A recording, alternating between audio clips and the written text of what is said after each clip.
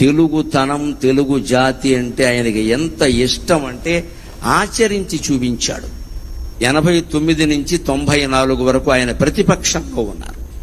ప్రతిపక్ష నాయకుడుగా ఆయన పాత్ర ఆయన చేశాడు. నేను అసెంబ్లీకి రాను అని మాట్లాడలేదు, వచ్చాడు ఆయన ఖచ్చితంగా. స్పీకర్ గారు ఉండగా చెప్పుకోవలసిన మాటలు ఆయన వచ్చాడు. అంత మహానటుడు, అంత మహానాయకుడు ఓడిపోయిన దశలో కూడా అసెంబ్లీకి వచ్చాడు.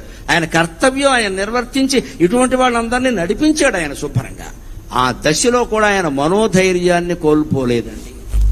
అంతేకాదు ఆత్మాభిమానాన్ని కోల్పోలేదు, ఆంధ్రాభిమానం కూడా కోల్పోలేదు. 91లో పివి నరసింహారావు గారు నంద్యాలలో పోటీ చేస్తే తెలుగువాడు ప్రధానమంత్రి అవుతున్నాడు, మేం పోటీ పెట్టాం అన్నాడమ్మా. మరొక మొగాడు ఉన్నాడా, మరో మనిషి ఉన్నాడా? గరికపాటి గారు ఇక్కడ ఒకటి రైట్ ఒకటి రాంగ్ చెప్పారు. ఏంటి అంటే ఓడిపోయినా కూడా, ఎంత పెద్దవాళ్ళైనా సరే ఓడిపోయినా కూడా ఆ రిజల్ట్ని యాక్సెప్ట్ చేసి అసెంబ్లీకో పార్లమెంట్కో వెళ్ళారు చూడండి, అది గొప్ప విషయం. రైట్. ఈవెన్ ఇందిరాగాంధీ అంతటా ఆవిడ కూడా పార్లమెంట్కి వెళ్ళింది, ఇది చిత్తుగా ఓడిపోయాక కూడా.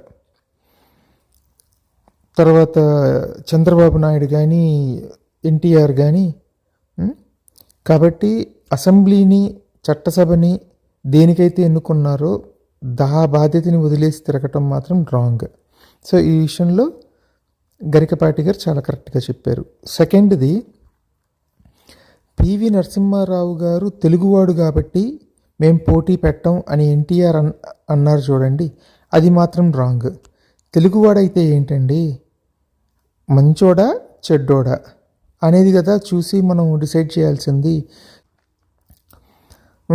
మంచివాడు కాదనుకోండి, పిఎం క్యాండిడేట్కి పోటీ ఉన్నాడు, ఎలాగో వెళ్ళాడు రేస్లోకి, మంచివాడు కాదనుకోండి, మనం పోటీ పెట్టాలి కదా. సో అది మంచా చెడా అనే దాని మీద మనం ఏదైనా డిసైడ్ చేయాలి కానీ తెలుగువాడా తెలంగాణ వాడా అని చూసి మాత్రం చేయకూడదు కదా.